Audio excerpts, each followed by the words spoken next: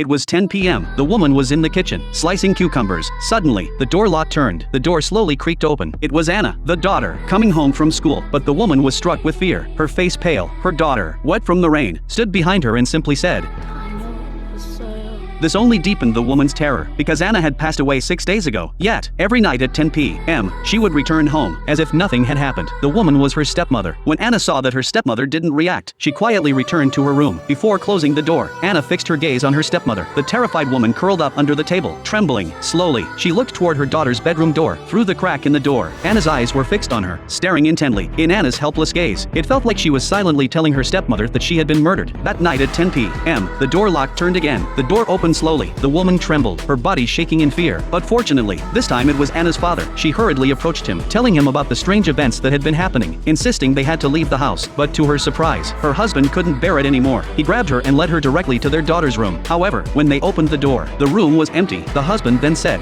꿈에서 우리 여서 다시 볼 수 있었으면 좋겠어. It turned out that 10 days ago, Anna, as usual, had waited for her mother to pick her up after school. But this time, she waited for a long time, and her mother never showed up. Her calls went unanswered. What happened was that her mother had been delayed by a car accident on her way. And, to make matters worse, it started to rain. When Anna finally decided to walk home, a black sedan pulled up beside her. The driver kindly offered to give Anna a ride, since she recognized the driver as a neighbor from downstairs. She didn't think twice and got in the car. After arriving at the neighborhood, the driver noticed that no one was around in the hallway. He suddenly had a bad idea. The driver called out to Anna, who was about to head upstairs, asking her to help him with a box so he could free up his hands to open the door. Anna, taking the box, saw the man entering a password, so she politely turned around. But that simple turn would mark the last time she'd ever return to her home.